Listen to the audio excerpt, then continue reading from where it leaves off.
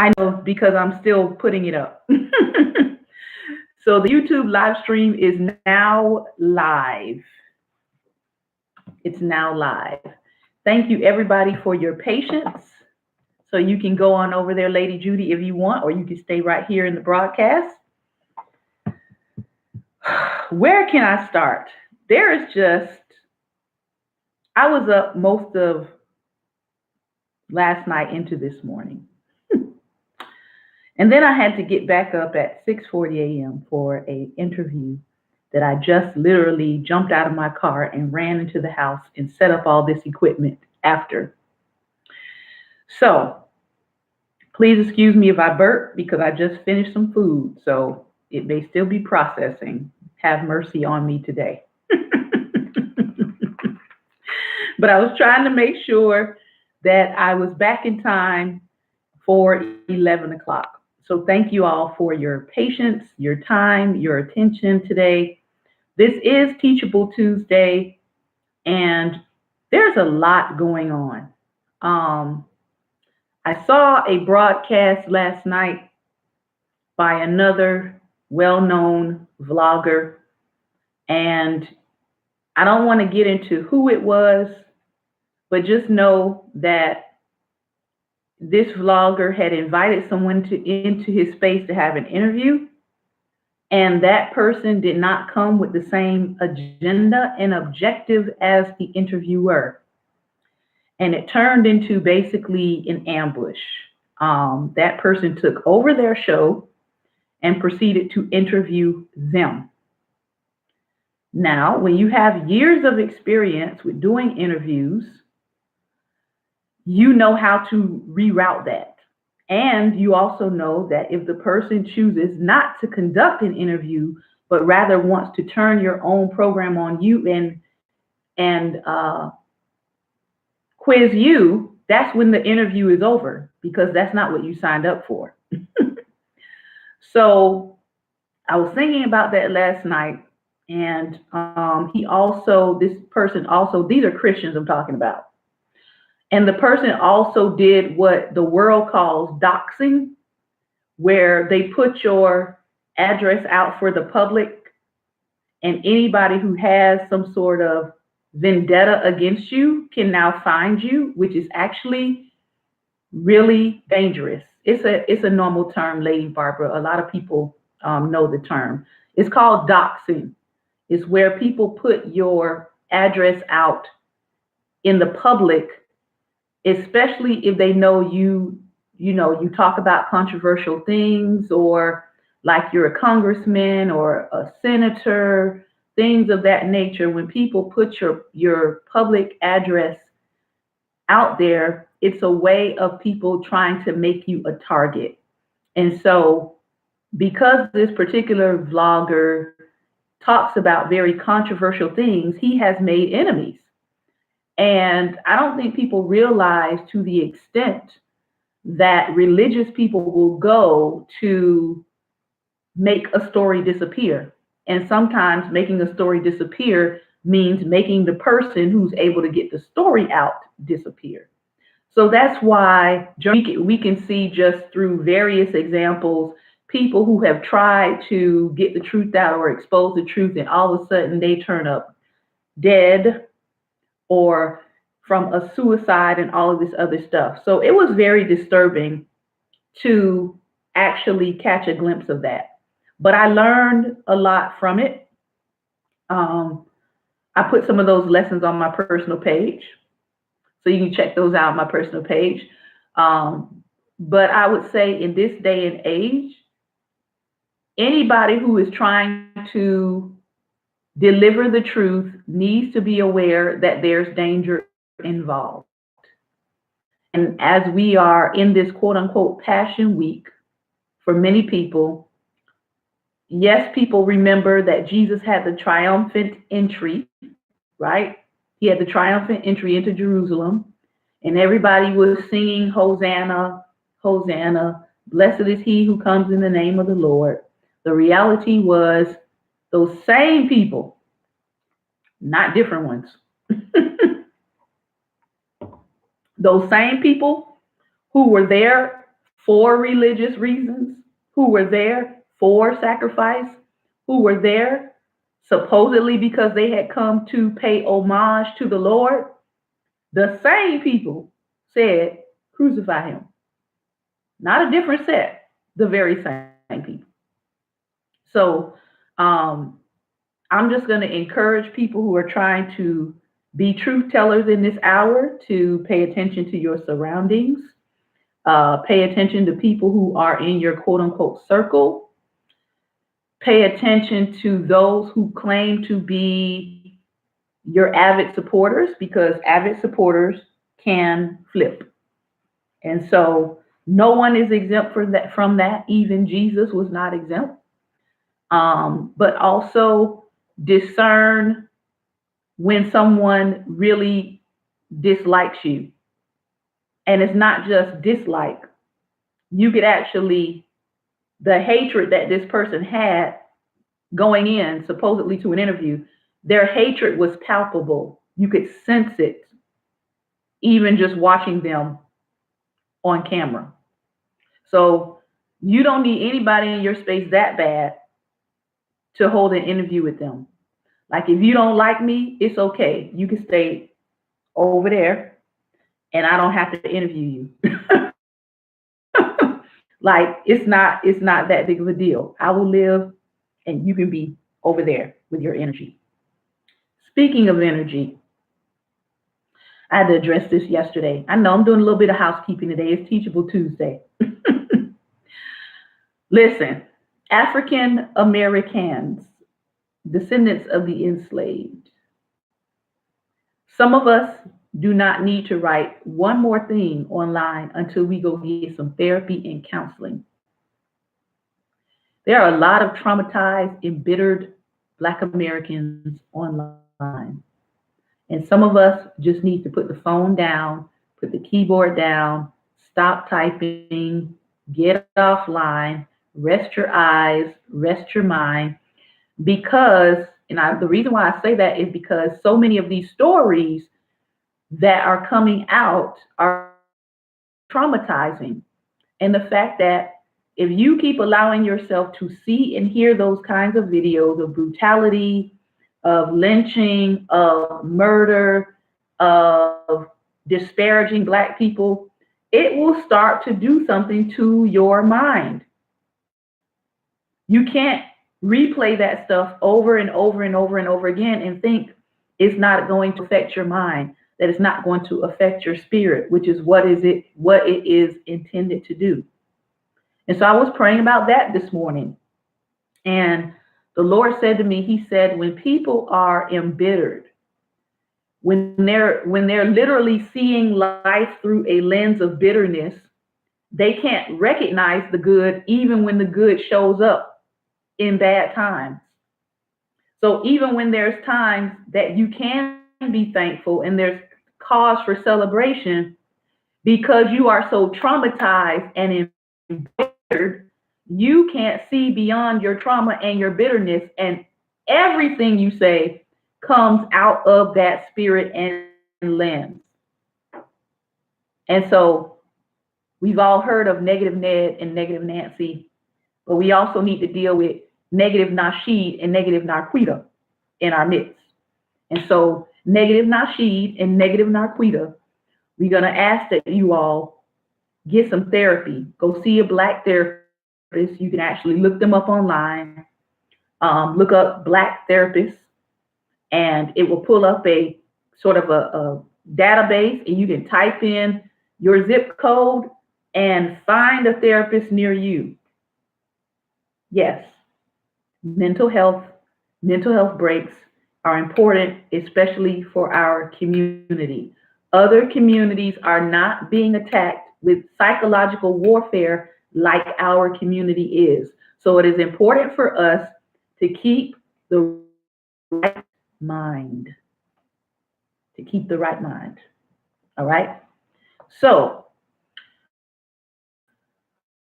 all of that being said, let us get into Black Table Talk. You can hashtag Black Table Talk as you share me out today, as you tweet me out today, if you're sharing the broadcast. I'm going to also go ahead and share one more time. Thank you to those who faithfully share the broadcast. I do appreciate it. I don't get those notifications, but I do appreciate you sharing the broadcast out. So, last time when we were reading from Dr. Claude Anderson's A Black History Reader, we're in the section on science and medical experiments. We covered the connection to the HIV virus and race, and then we also covered what are the advantages of Black skin. And now we're going to cover the question, laziness as a disease. Have you ever heard that laziness is a Black disease? This ought to be interesting. Negative myths about Black people abound. One of the most interesting and amusing theories of slave misbehavior was put forth by Dr. Samuel Cartwright of Louisiana. In 1851, Dr. Cartwright, a prominent Louisiana physician, published an essay in the New Orleans Surgical Journal entitled Report on the Diseases and Physical Peculiarities of the Negro Race. In the article, Cartwright claimed to have discovered 2 mental diseases unique to Black people that he believed justified their enslavement. Because remember, all of the science, the history, all of these pieces during this time are centered around justifying the inhumane and barbaric treatment of the enslaved.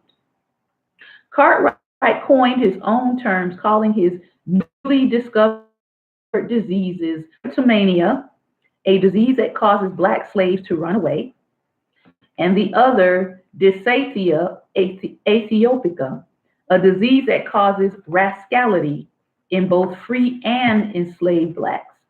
Dr. Cartwright claimed these diseases caused Blacks to have an uncontrollable urge to get away from their slaveholders or to be disobedient, disrespectful, and lazy. Dr. Cartwright did not apply his diagnosis of drapetomania disease to white indentured servants who ran away, or dysathia, I'm not going to try to pronounce that anymore. The other one, aethiopica. He did not ascribe this disease to lazy whites. Both of these diseases were peculiar only to Black slaves. For a so-called doctor to proclaim that Black slaves had a laziness disease raises at least 2 important questions. First, why would any slave want to be energetic, hardworking, and work for no pay to enrich those who claim ownership of him? Secondly, why would any reasonably intelligent white person go through the time and expense to fight a 4-year civil war to continue owning lazy slaves? A different perspective might have produced a different outcome if perhaps Dr. Cartwright had viewed the same behavior of running away and not working hard from the perspective of a slave. Perhaps he would not have reported a disease, but that those Black slaves had finally acquired some common sense. These questions did not occur to Dr. Cartwright, and his cure for both diseases was for slave owners to simply beat the devil out of the Black slaves,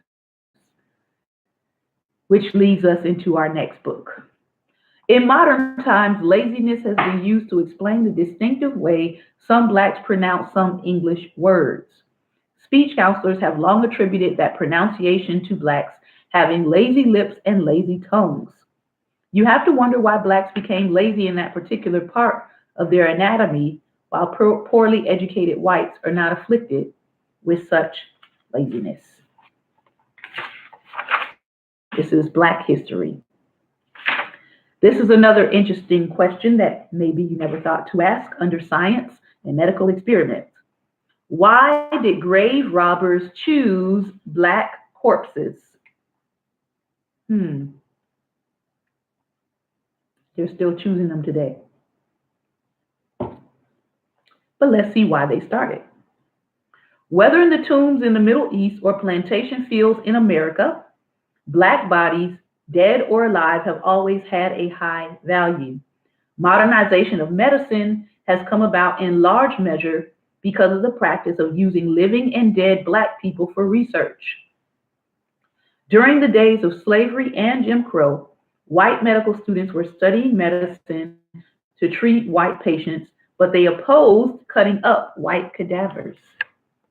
Hmm, imagine that. One medical school administrator is said to have suggested using black bodies because the black communities couldn't stop whites from doing whatever they chose to do with dead black people. Hmm. The medical community began to set rules for acquiring human bodies. The moral and legal clashes that occurred over the ownership status of the human body kept the practice of medical dissection of humans illegal until 1834. Several states even prohibited dissections on executed criminals. Medical schools, however, needed bodies to train physicians. Some schools became so desperate that they turned to grave robbing. I don't know if you all heard, but I think as recently as last year, there was one school they were getting ready, I think, to dig up the ground. And when they were digging up the ground for getting ready to build a building there, they found several hundreds of black bodies. And I believe it was near medical school. So no telling what they were doing with those bodies that they found that they're now trying to find another home for. Some of these schools became so desperate that they turned to grave robbing. In 1878, by 1878, stealing recently deceased bodies from graveyards and selling those bodies to medical schools had become a lucrative business. Where are the 60,000 missing black children? Grave robbing became a misdemeanor in most states, but it did not deter most schools or medical students from the practice. Although robbers sometimes stole the bodies of paupers and low-level whites, the grave sites of blacks, especially those buried in slave graveyards, were vulnerable and popular simply because few whites of the day held any respect for living or dead black people. Their relatives tended to be powerless to protest effectively. In William Wells Brown's novel in 1853, Clotel, he talks about a white doctor in association with a local college who ran ads offering to pay cash for sick enslaved blacks considered incurable by their owners. The ad boasted that black bodies acquired for medical research were producing great men of science. Often, sickly black people were put to death for medical experimentation and scientific advancements. And you want to fix your mouth to say this country doesn't owe the descendants of the enslaved, huh? In Mississippi, an infamous Dr. J. Marion Sims bought slaves at slave auctions in order to conduct experimental operations with new surgical instruments that he had designed. In the 20th century, the live bodies of black prisoners were still being used for medical experiments. A number of those experiments are discussed in the book, Should America Pay?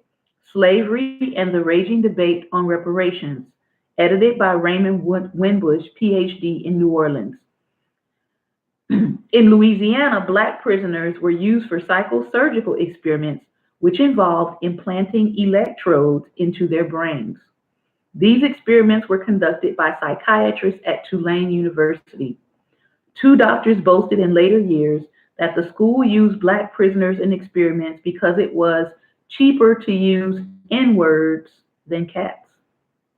The book also indicates that the CIA funded experiments on black prisoners at the Louisiana State Penitentiary to determine if certain drugs could cause loss of speech, loss of sensitivity to pain, loss of memory, or loss of willpower.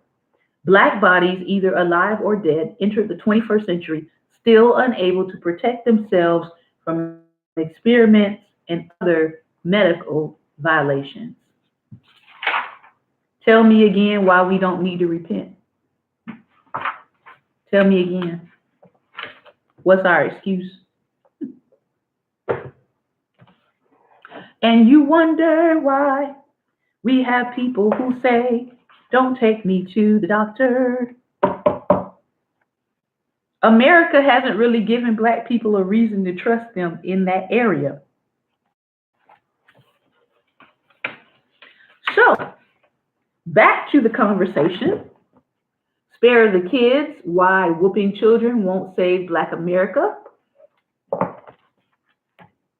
Extending the master's lash. We are still in this chapter. It's a long chapter. So, we're going to be talking about violent parenting practices that have crept into African American culture. And it started from the slave masters' whoopings. So, if you want to be as far away from slavery as possible, don't beat your kids, your children. I know, it's a radical thought. I get it. But try it.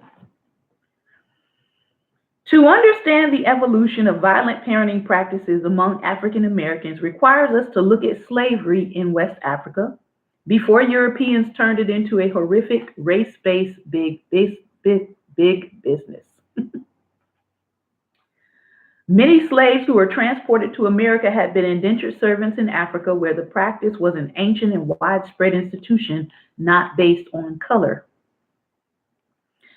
Africans did not enslave and sell people from their own ethnic or cultural group. This gave them opportunity to readily sell prisoners of war and people they considered to be outsiders. The slavery that existed in Africa did not resemble the popular American image of gangs of Black bodies on large plantations picking cotton in the hot sun under the threat of the whip. Slavery in Africa existed along a spectrum of dependence and servitude, and there was no strict boundary between the owned and the unowned. Slaves occupied a wide range of roles and positions and were often part of a family by adoption or marriage. They had the right to marry and to own and to inherit property. So the next time you hear someone trying to tell you that famous fib of, well, Africans sold you all too, what about Africans? Let's not even try to compare what was happening in Africa with chattel slavery in America that literally took away the humanity of people and turned them into beasts of burden and actually put the yoke on the backs of human beings and treated them literally like beasts of the field. Incomparable. Some were royal slaves, while other slaves owned slaves themselves. A child of well-to-do slaves might have a better life than a poor person living in the countryside. People sold themselves into slavery to pay off debts or to avoid starvation, to gain belonging as members of kin networks, or because it gave them the opportunity to achieve power and prominence. Their status as slaves was not lifelong, and they could envision freedom for themselves in the future. In African society, slaves represented human capital and were not property in the way they were on American plantations. Owning slaves wasn't primarily driven by the desire to accumulate money, but it was part of the efforts of powerful men to acquire more wives and children and access to land, and to ensure protection from debt and abuse. Violence did have a role. In Africa, slaves were often, but not always, captured through kidnap and warfare. And some slaves, especially young men, were used for human sacrifice during religious or funeral rituals. Brutal whoopings, though, were not considered an effective means to get slaves to do their jobs, which ranged from domestic work to soldiering to tax collection. In the popular 18th century slave narratives from African-born slaves, such as Otoba Kugowano, who was snatched at age 13 while gathering fruit in the woods, Venture Smith, who was kidnapped at age 6 and brought to Connecticut, and Olaudah Equiano, who was kidnapped at age 11 and sold to British traders and slavers who shipped him to Barbados and then Virginia and Philadelphia. There's no evidence of physical punishment by their parents. In fact, all of them described having happy childhoods before being kidnapped with parents who gave them great affection. Historians estimate that about 12.5 million Africans shipped to the New World before 1866, and at least 2 million died during the Middle Passage. About one quarter of the slaves who crossed the Atlantic were children, defined as anyone shorter than 4 feet 4 inches. In the early phases of the slave trade, children were viewed as a bad investment, and adults were preferred for the brutal 40-day trip across the Atlantic. But by the late 18th century, increasing numbers of children began to enter the slave trade. The reasons were varied. A changing specialized market created a stronger demand in the West Indies for labor in coffee bean picking, which children were better suited. Then there were families who sold their own children into slavery during times of drought and famine. The money from the sale enabled parents to purchase food, shelter, and other provisions for the rest of the family. The average age of slave captives was between 15 and 20 at the beginning of the 19th century, but dropped to between 9 and 12 when abolition of the slave trade was imminent. When the Margarita sailed in 1734 with 93 Africans, 87% of them were under age 16, with the youngest being 10. In 1746, in Newport, Rhode Island, merchant William Ellery wrote, "If you have good trade, purchase 40 or 50 Negroes. Get most of them mere boys and girls, some men, let them be young. No very small children." The New York City merchant John Watts wrote in 1762, "The younger the better, if not quite children. Those advanced in years will never do." When the Maria sailed in 1790, 90% of the 80 Africans on board were listed as children. So when people have these grandiose notions of why didn't they fight back, there's your answer. Yeah. Stolen children from their parents, already traumatized, going through 40 days on a ship, landing in an unknown place, the last thing they're probably thinking about is a slave revolt. The fact that the majority of captives were young is significant for our understanding of the evolution of African American child rearing practices. Bringing over mostly youth and mixing cultures meant that traditional African child rearing practices faded the same way that African languages and religious practices ultimately did. Although those who were shipped to places like Haiti and those who remained in isolation, like the Gullah Geechee, were able to maintain some of their West African roots, practices, and rituals.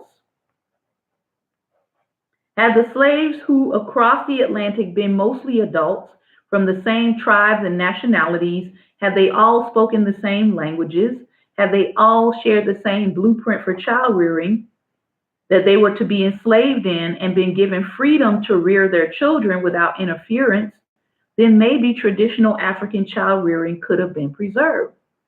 But since many of those conditions prevailed, to argue that whooping children was brought over from Africa is simply false. Once on the slave ship, virtually every child was separated from his or her relatives because traders had zero incentive to keep families together. Sometimes newborns were kept with their mothers, but it was not unusual for ship captains to throw babies overboard if they changed their minds about the purchase or if the child's cries grew to be too annoying. But most young captives came without parents. Sexual exploitation of boys and girls was also common. So don't come telling me about the sexual activity happening in our community, but you don't want to deal with who started it. Don't come telling me about the separation of family when you don't want to deal with who started it. Don't come telling me about the abortions of Black children when you don't want to deal with who started it. Who exactly, again, was throwing babies overboard if they couldn't make a profit? but we don't need to repent as a nation? Really? In this environment of kidnap, warfare, famine, death, and increased capture of children, sounds like 2019, kidnap, warfare, famine, death, increased capture of children. What's changed? African adults responded by creating larger kinship networks to care for their young in the absence of parents. Much like today.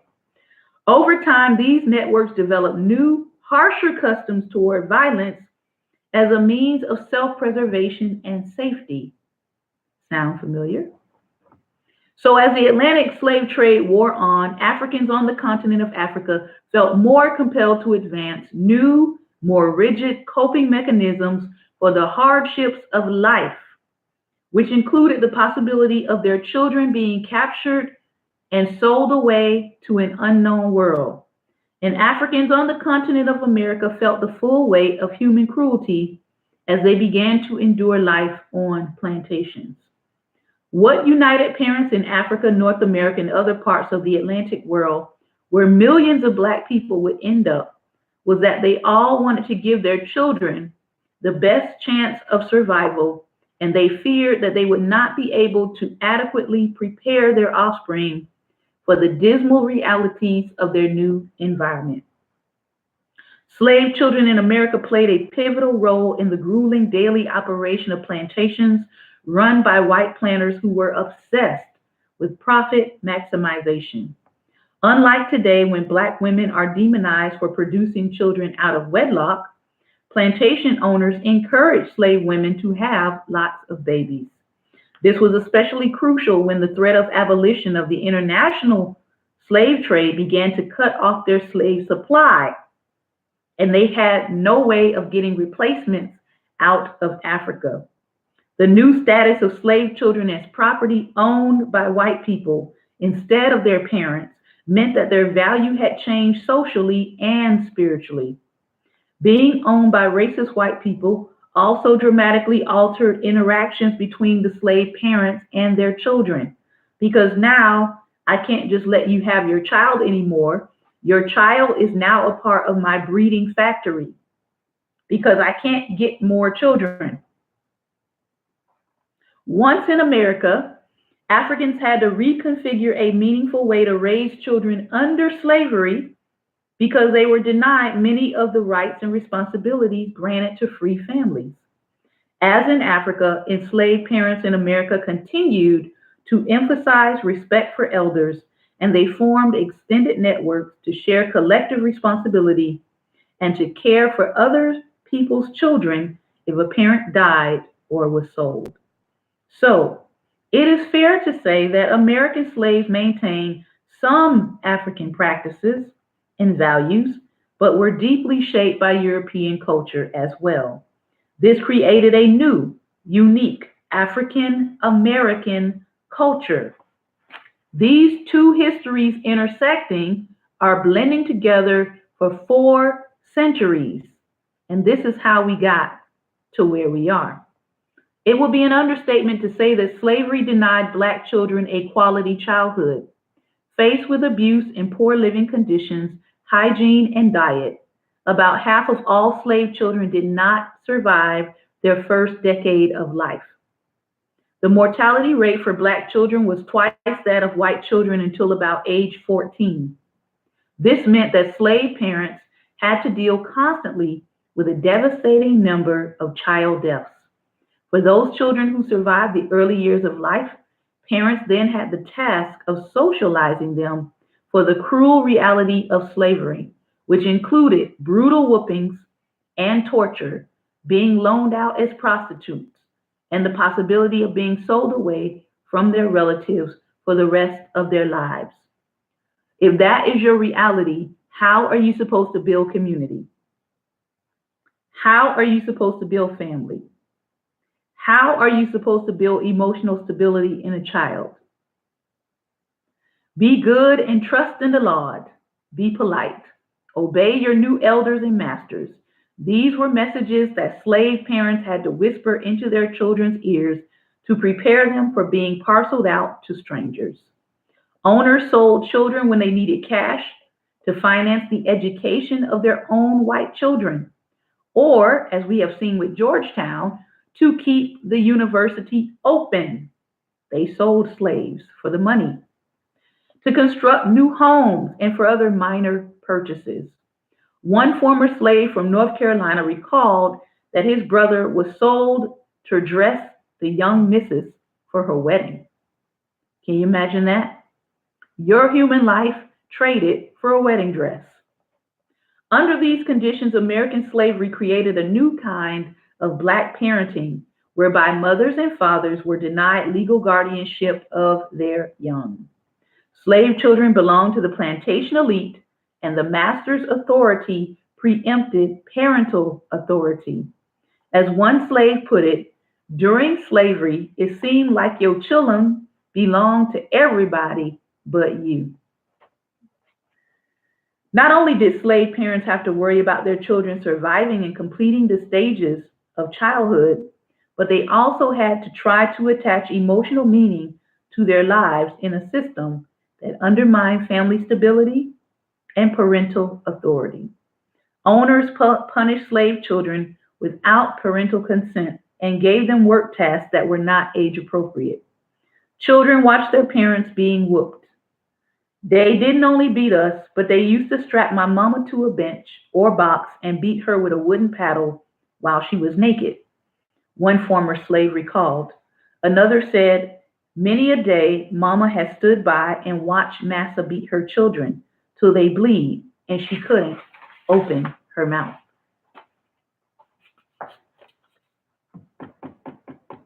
I think that's enough for us to think about for today, right? We'll come back next week and we'll finish talking about extending the master's lash. We've got 2 pages left, but you get the point. What did slavery do? Slavery took away people's rights to exist as human beings, to be treated as human beings. It not only took away the right of young children, but it also took away the parents' right to actually parent. Because now the children are wards of the slave master. I wonder if anybody has figured out 2019's new slave master for the black family. Now, as we kind of sort of continue in the same vein, around the time that some of this is happening, you have the Great Awakening occurring. What is this Great Awakening? This Great Awakening is white people waking up to the fact that, hey, something is wrong with this system. And then another set of white people waking up and saying, yeah, something's wrong with this system, but we better make sure we put our fellow white brethren back to sleep. Because if they figure out that something's wrong with this system, then we're going to have some problems on our hands. So there became a debate back and forth as to whether or not black people, especially those who had been baptized, if they were Christianized and if they should become free. There was one group of ministers saying, yes, this is true. There was another group of ministers saying, no, this is not true. We're going to keep on enslaving them, though their bodies are still in bondage. Their souls will be free. So they came up with this doctrine of saving the soul, but enslaving the body, which kept slavery going. So in order to sell the enslavers on this idea, they would have ministers that would go around to the different plantations and they would talk the slave masters into Christianizing the Negroes, not necessarily giving them the full gospel, but teaching them certain parts to make them more susceptible to being in slavery and not fighting back. That was the goal.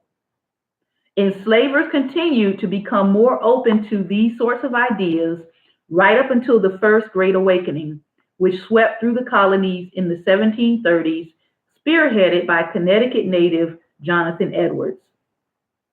His father, Timothy Edwards, had studied under Increase Mather at Harvard, and he knew and venerated Cotton Mather.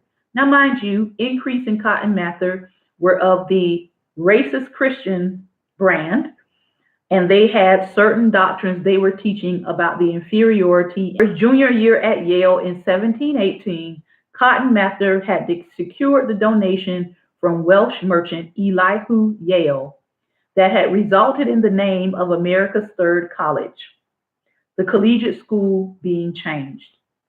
Revivals at Edwards, Massachusetts Church in Northampton jump-started the First Great Awakening around 1733.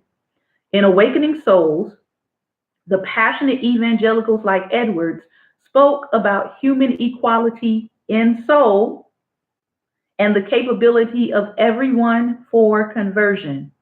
He said, I am God's servant as they are mine, and much more inferior to God than my servant is to me. The slave-holding Edwards explained in 1741. But the pro-slavery Great Awakening did not extend to the South Carolina plantation of Hugh Bryan, who was awakened into anti-slavery thought. So when people talk about Great Awakening, we need to be asking some more questions.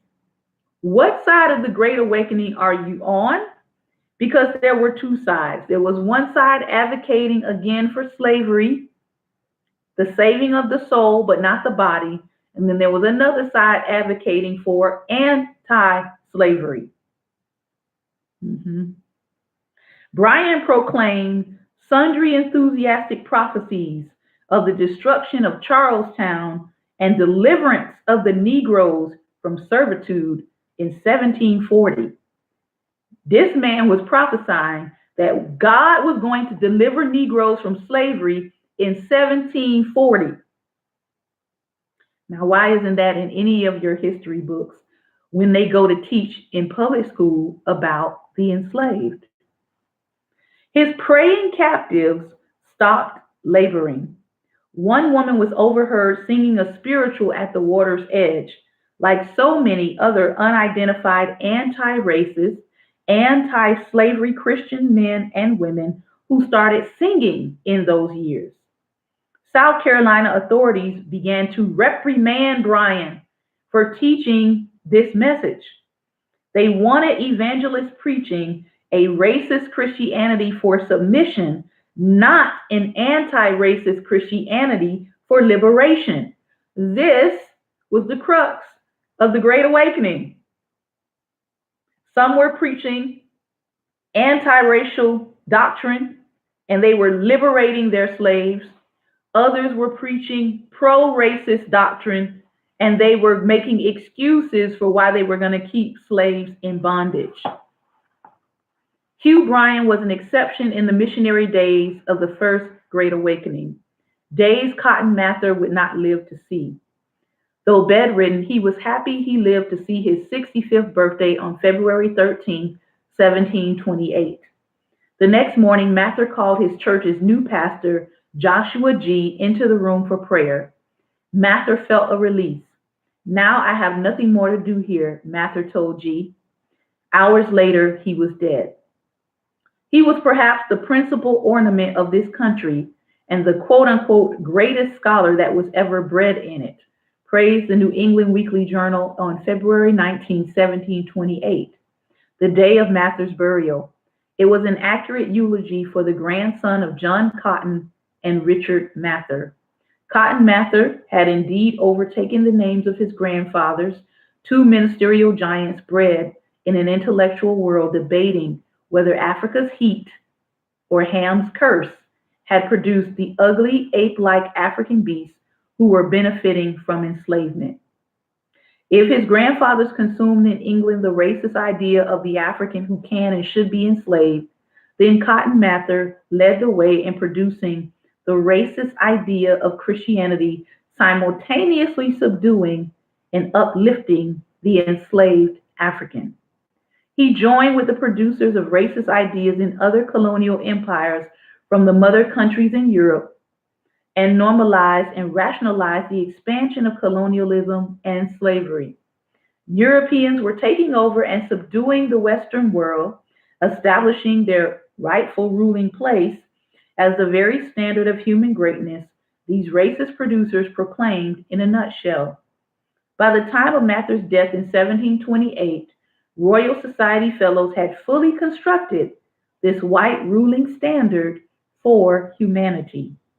Christianity, rationality, civilization, wealth, goodness, souls, beauty, light, Adam, Jesus, God, and freedom had all been framed as the dominion of white people from Europe.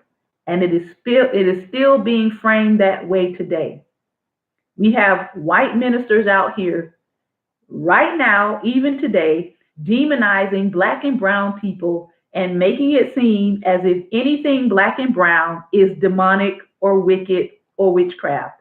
This doctrine hasn't gone anywhere. Yeah. The only question was whether lowly African people had the capacity of rising up and reaching the standard. As America's first great assimilationist, Cotton Mather preached that African people could become white in their souls.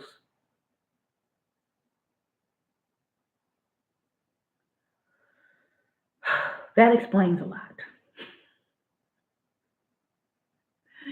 Because there are some European churches that as long as you're black, but you're white in your soul, they will happily receive you.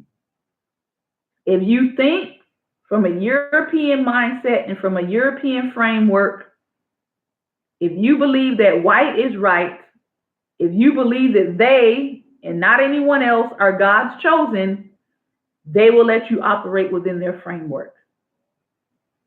If you believe that anything they do is amazing and incredible and no one else, they will happily receive you. This is that same doctrine that Mather preached, that African people could become white in their souls. In 1729, Samuel Mather completed his esteeming biography of his deceased father, as Cotton Mather had done for his father, and as Increase Mather had done for Richard Mather. When he walked the streets Samuel wrote of Cotton Mather, he still blessed many persons who never knew it with secret wishes. He blessed the black man, dearly praying, Lord, wash that poor soul, make him white by the washing of thy spirit. So, Cotton Mather went to his grave wishing that black people's souls could become white. How far have we come in 2019? So this concludes our reading for today. I want to open up the line. We have about 10 minutes. So let's open up the line and you all can share with me today. Tell me your thoughts on Teachable Tuesday. Have at it. I know all the prophets on here have something to say, so please make sure you tap the double face so we can hear from you today.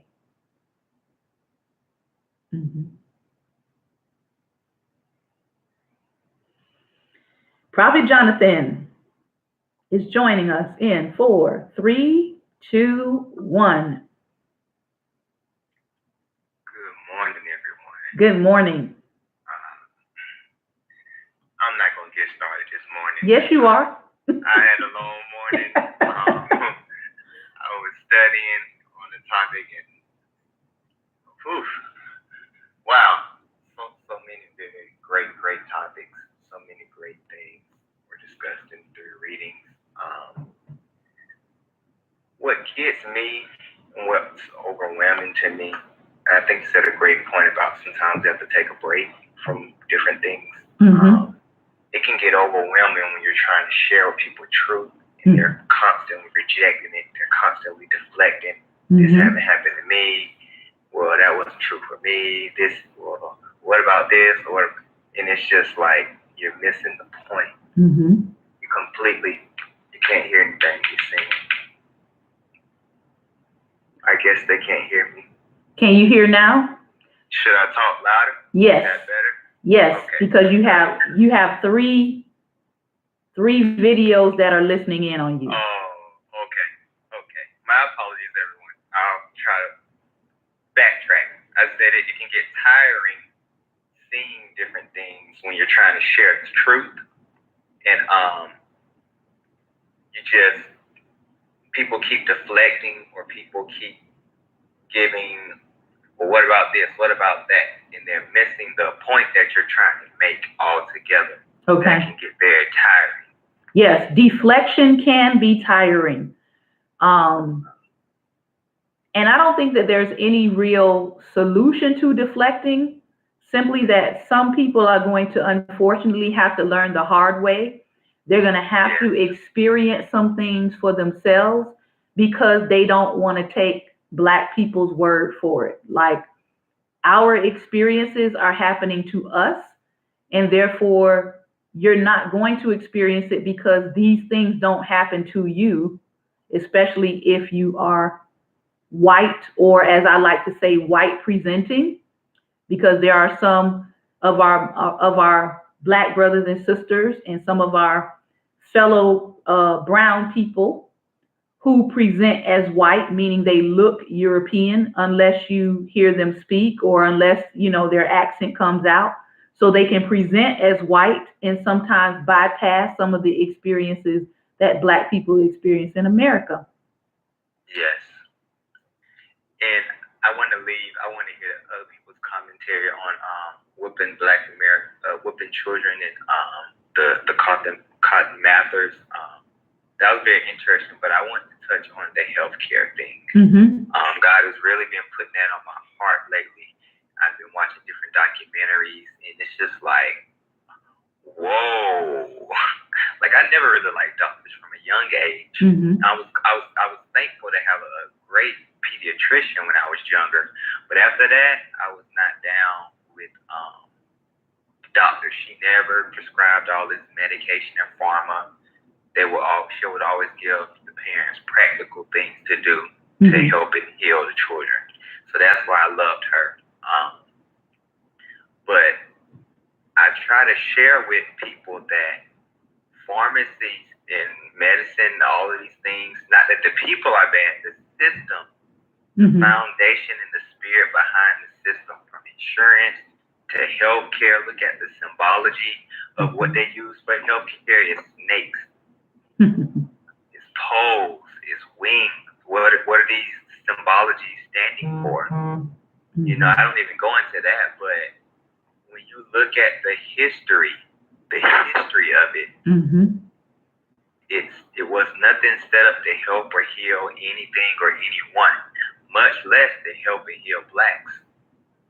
But you share this, and people constantly just don't get it for whatever reason, or all doctors ain't bad. That's not the point. I didn't say all doctors was bad. I said the system in which they operate in is evil. Well, this is the frustration that I share. It's called, and I actually had this conversation with a doctor last year. It's called medical practice for a reason. Exactly. They are practicing. And sometimes they practice and get it right. And sometimes they practice and get it drastically wrong, which is why they have malpractice insurance. Amen. So one of the best things we can do is make sure that we are taking time to learn our bodies for ourselves. I think that's probably one of the most important lessons I have been learning the last couple of years, but I've also seen that lesson repeated with other, especially Black women, telling doctors that they need a certain level of care. And I've heard some horror stories, and I've experienced some horrors around that, with doctors not really believing you in terms of the threshold of pain that you have. A lot of doctors think that Black people have a higher threshold for pain than other groups, and so they don't prescribe pain medicine or pain treatment properly. Shout out to the doctors that do, but a lot of doctors, you have to fight with them through that process to actually get your pain under control or manage your pain, if you have to go that route where you have to use medication. So my husband could tell you, we literally had to involve some legal counsel to even get my insurance company to do what they were supposed to do, to get my doctor to respond. Like it got really bad. And I was, as you all know, I was dealing with a life-threatening issue. And they tried to deny me the procedure I needed for a life-threatening issue. Like it was not cosmetic for me to go through what I went through. I literally needed it in order to not die. So, yeah. But I had to keep fighting and keep advocating for myself. And as one representative of the insurance company said, she said, "I'm so glad that you're choosing to fight and to advocate for your health, because so many people pass through this system and they just accept the answer that's given to them and they don't fight back. They don't say, no, this is not right. I'm going to appeal your decision." So she was actually very thankful that I was actually appealing their decisions several times so that I could get the care that I needed, so that I could be fulfilling the purpose and call on my life. But it does take a lot. It does take a lot. So thank you, Prophet Jonathan. I appreciate you sharing with us today. And let's see if someone else wants to share with us today. Don't be shy. Press the 2 smiles. And let's see if we can hear from you today. If you press the 2 smiles, it will show a plus sign, and we will add you in so that you can make a comment. Lady Judy, Pastor Ben, Prophet Robert, Lady Barbara, Lady Stephanie, whoever else may be in our comment box. If you want to make a comment on today, we have time for one more comment.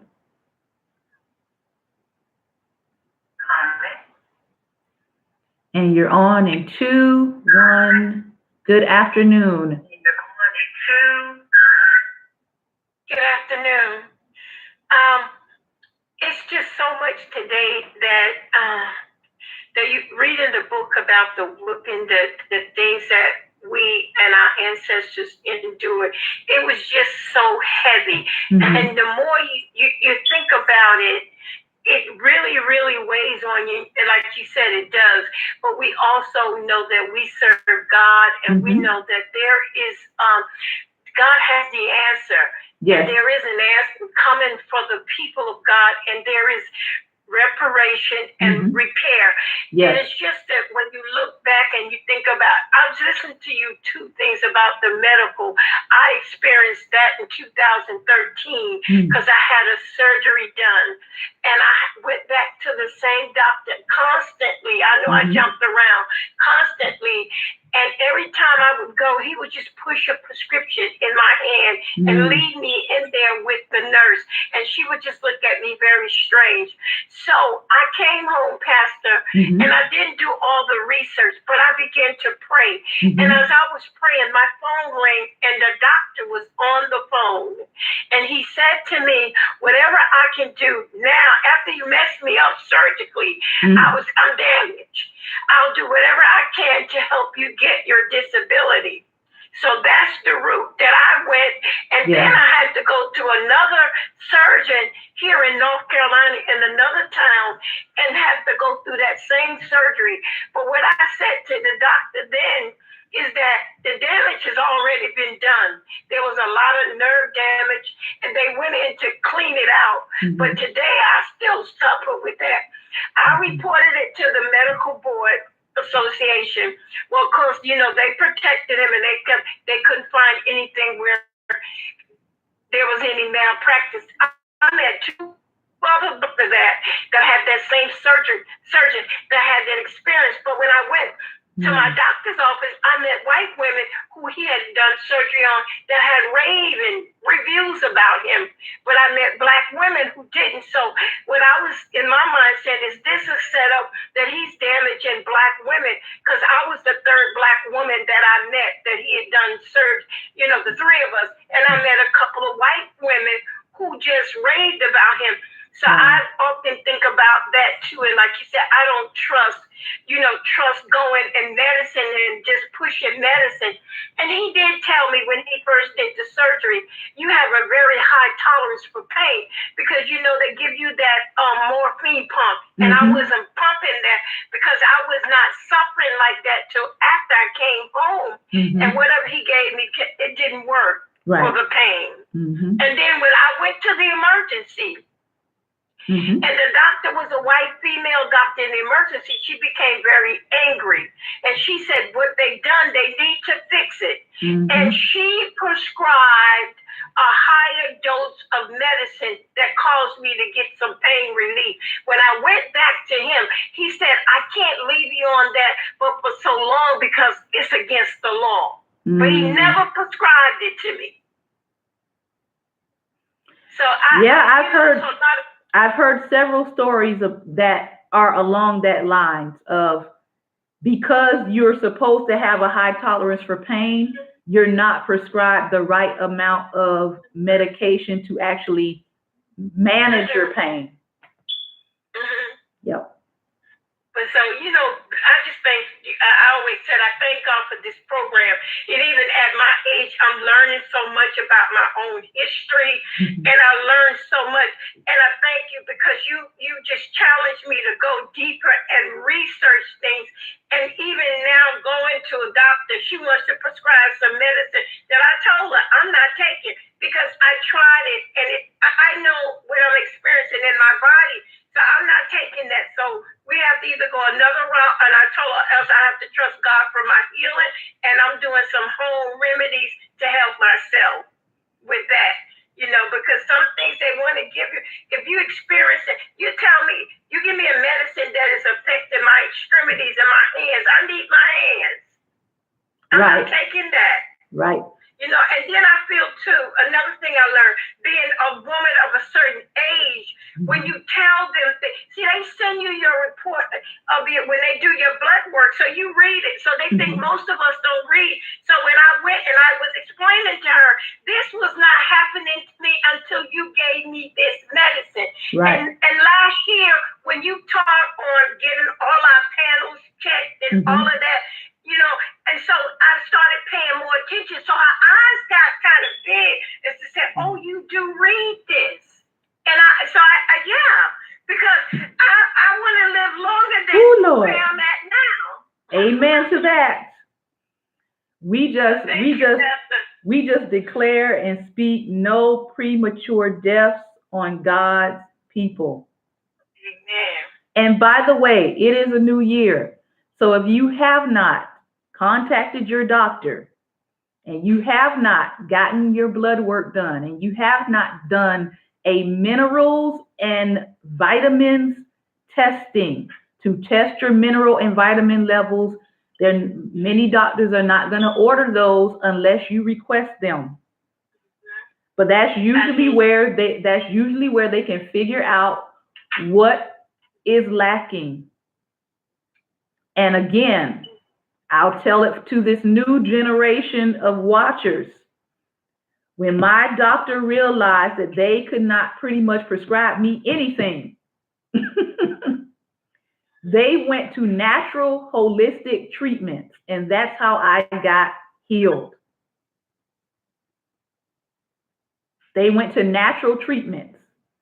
After they looked at my blood work, after they looked at my vitamin and mineral levels, and they realized they could not prescribe me something synthetic, the only thing they could do was prescribe me things that would get my levels up, and it was all naturally based. So My other recommendation for those of you who are thinking about your health, you're looking at your health, you're feeling slack, you're feeling off, you're feeling tired, all of those different things, make sure that your insurance, if you have insurance, make sure it covers a nutritionist. Okay, yeah. Go see a nutritionist if you can. So you can have a nutritionist start working with you about how to regulate your body systems through healthy eating that works for your blood type, that works for your minerals level in your body. Go see a nutritionist. All right. Lady Barbara, I want to thank you for sharing your insight.